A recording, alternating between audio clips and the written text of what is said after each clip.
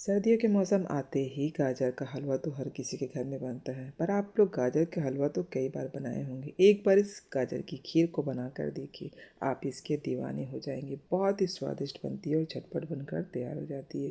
तो इसके लिए हमने यहाँ पे सबसे पहले 3 चम्मच गोविंदभोग चावल लिया है। अगर आपके पास गोविंदभोग चावल नहीं हो तो इसकी जगह पे आप बासमती चावल भी ले सकते हैं। तो सबसे पहले मैं चावल को अच्छे से धो लेना है, धोकर साफ करके इसे आधे घंटे के लिए सोक करने के लिए रख देना है। और चलिए हमने इसमें पानी डाल दिया और इसे रख देते हैं थोड़ी देर के लिए। तब तक हमने यहाँ पे हाफ किलो गाजर लिया है। ताज़े ताज़े फ्रेश अभी जो सीज़न वाले गाजर होते हैं मैंने वही लिया है और इसे धोकर साफ़ कर लिया है।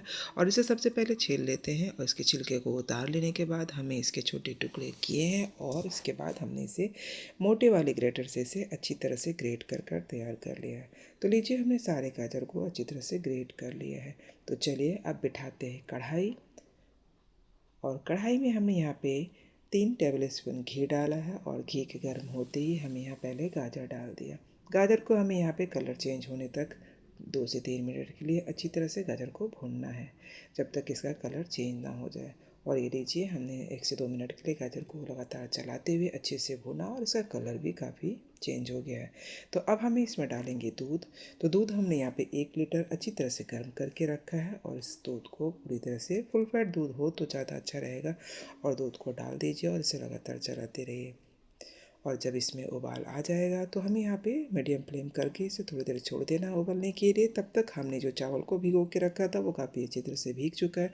अब मिक्सर के जार में हमें सारे चावल को डाल देना है और एक बार इसे हल्का चलाकर इसे दरदरा पीस लेना है।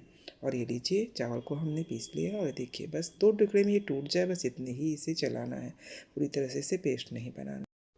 अब चावल को दूध के अंदर डाल देते हैं और इसे डालकर हमें इसे लगातार चलाते रहना है जब तक कि इसमें उबाल ना आ जाए। और इसे उबाल जब आ जाएगा तो फ्लेम को मीडियम कर देना है और इसे बीच बीच में चलाते हुए हमें अच्छी तरह से खीर को पका लेना है। ये बहुत ही जल्दी बनकर तैयार हो जाती है, इसमें समय बिल्कुल नहीं लगता है। तो चलिए लो फ्लेम पे इसे लगातार चलाते हुए हमने खीर को काफ़ी अच्छी तरह से पका लिया और ये देखिए कितनी जल्दी गाढ़ी हो गई और हमारी ये गाजर की खीर बनकर तैयार हो गई है। तो अब डालते हैं इसमें मीठे के लिए चीनी। हमने यहाँ पे हाफ कप चीनी डाला है। चीनी आप अपने हिसाब से यहाँ कम या ज़्यादा कर सकते हैं, जितनी भी मीठा आपको पसंद हो। और इसे फिर से लगातार चलाते हैं। चीनी बहुत ही जल्दी गल जाती है तो इसे 1 से 2 मिनट के लिए चला दिया और चीनी के पिघलने तक हमने इसे फिर से पका लिया। तो चलिए हमारी खीर बनकर तैयार हो गई। अब इसमें डालते हैं अपने मनपसंद बादाम, किशमिश और थोड़े से पिस्ता के कतरन हमने डाले। आप अपने मनपसंद किसी भी ड्राई फ्रूट्स को इसमें डाल सकते हैं, जो भी आपको पसंद हो। लास्ट में हमने डाला यहाँ पे इलायची का पाउडर और फ्लेम को ऑफ कर दिया और ये हमारी गाजर की खीर बनकर तैयार हो गई है। बहुत ही स्वादिष्ट बनती है और खुशबू तो बहुत ही अच्छी आ रही है। तो फ्रेंड्स आप भी इसे बनाएं, खाएं और कमेंट कर ज़रूर बताएं कि आपको हमारी ये रेसिपी कैसी लगी। तो चलिए गर्मा गर्म हमारी ये खीर खाने के लिए बिल्कुल तैयार है। चलिए इसकी प्लेटिंग कर लेते हैं। आप इसे चाहे तो फ्रिज में रखकर ठंडा भी खा सकते हैं, पर सर्दियों में गर्मा गर्म खीर खाने की बात ही कुछ और होती है। तो फ्रेंड्स आप भी इसे बनाएं, खाएं और कमेंट कर ज़रूर बताएं कि आपको हमारी ये रेसिपी कैसी लगी। पसंद आए तो इसे लाइक करना और इसे ज़्यादा से ज़्यादा शेयर करना। और अगर आपने हमारे चैनल को अभी तक सब्सक्राइब नहीं किया तो प्लीज़ मेरे चैनल को सब्सक्राइब कर लेना। और अब मैं इसे थोड़ी पिस्ते से गार्निशिंग कर दे रही हूँ। ये देखिए कितनी लाजवाब दिख रही है, खाने में तो बहुत ही स्वादिष्ट है।